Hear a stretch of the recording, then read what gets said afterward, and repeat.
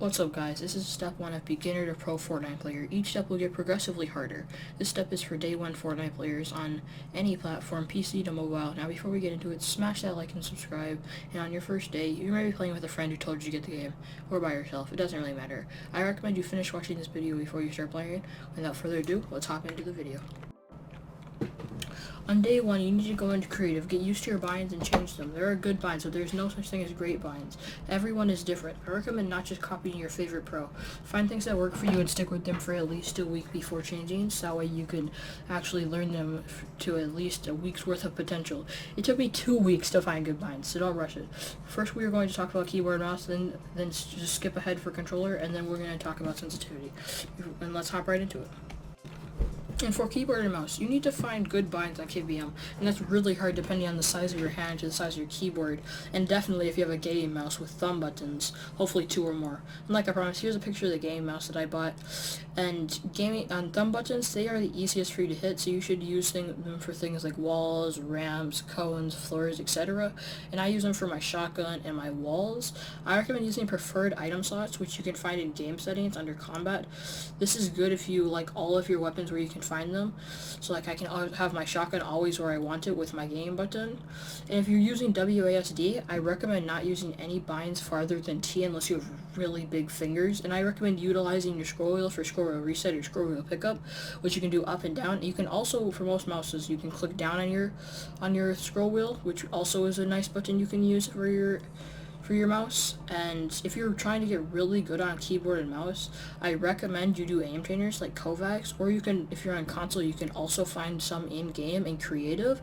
And now let's get into controller.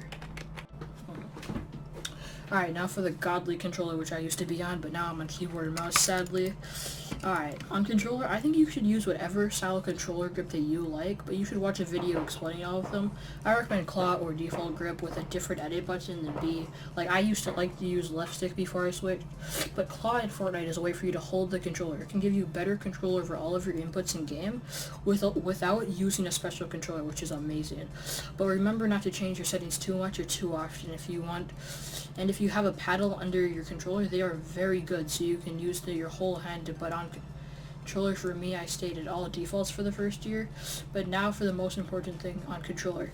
Do you use aim assist? This is something you need to consider for a little while, probably at least an hour. You need to be asking your friends if you should use aim assist, if they use aim assist and stuff, because you don't want your friends mocking you for using aim assist.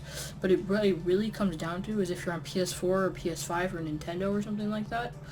Those, you definitely should use aim assist. It helps so much in game. But if you're on Xbox or PC and you're playing on controller, I'm sorry, just the godly Xbox, but it's true. Aim assist just sucks on PC and Xbox. Like, it's just so horrible. But now let's get into our sensitivity. When it comes to sensitivity, you can convert it from another game or try to find one that works for you.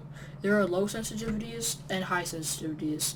Low sensitivity is for more smooth players, and high is for less hand movement and is usually less precise. Scent is super important, so do not take this lightly. Spend a good amount of time trying to find a good DPI and game sensitivity.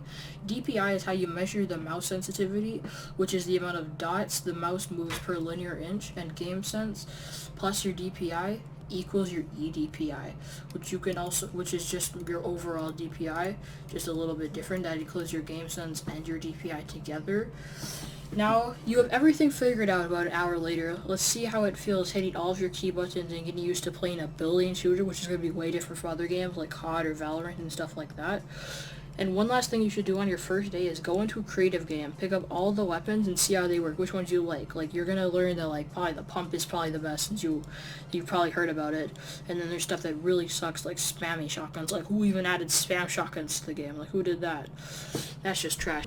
If this video helped you out, hit that like and subscribe. And if you want step 2, smash that subscribe button with the bell. And to all G's that are still watching me, join my Discord server. Link will be in the description. And I'll see y'all in step 2, which will be tips and tricks which you need to know before beginning Fortnite. And I'll see y'all there.